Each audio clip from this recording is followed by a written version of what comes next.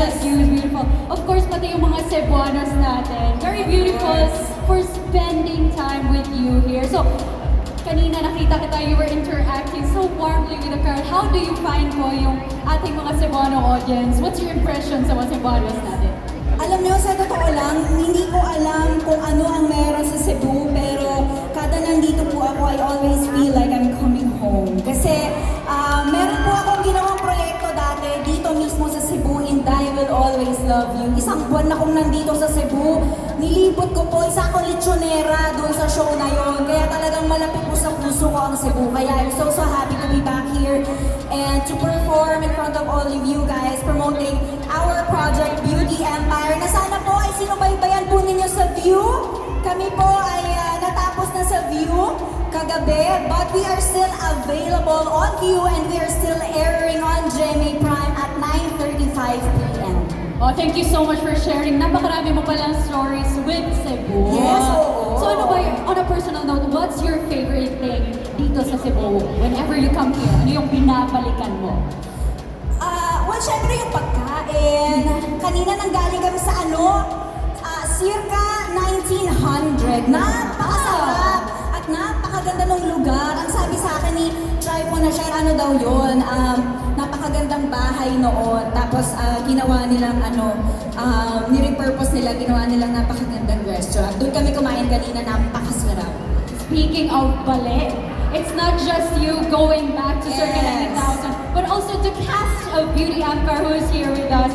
Babalik sila here on stage. We'd like to call Miss Chai Funashare, Sam Concepcion, and of course, Aaron. Please come and join us here. Ayan na sila, oh. Ayan na. Fresh na, oh. Okay. Ayan na po kami. Grabe naman kasi yung Lumipad ang aming team. Yes. Ayan na siya. Speaking of lumipad ang aming team, earlier we asked Barbie kung ano yung favorite niya dito sa Cebu. Let's start with Aaron. Aaron, ikaw naman, what's something that you like when you're in Cebu? Nako, I'm always here in Cebu every Sinulog Festival eh. Hindi ko na ako nakikita ninyo ako dun sa streets na nakikipag-party lang sa inyo, pero... Pretty hit. It's senior talaga. Kaya I would like to come back again next year. More enjoyment, more fun with the Cebuanos. Wow!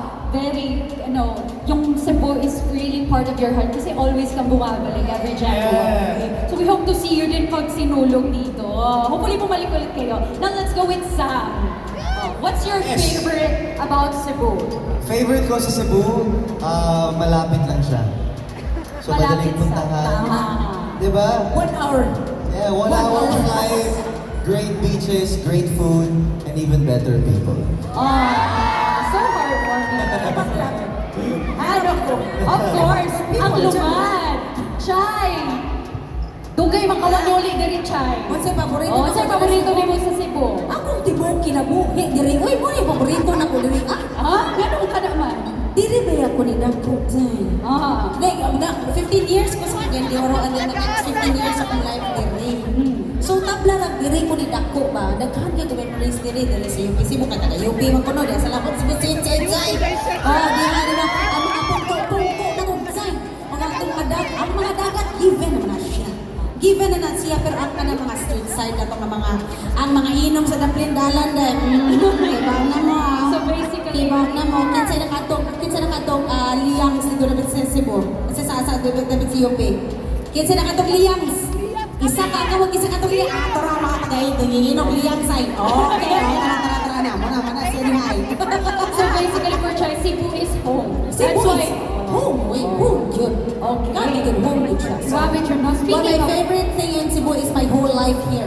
your whole life, your home. So speaking of home and speaking of love, we'd like to commemorate, this moment which is full of love here in our hometown, Cebu, with a photo opportunity together with all our audience. So at this juncture, pwede po ba namin i-request sa ating mga audience na magsitayuan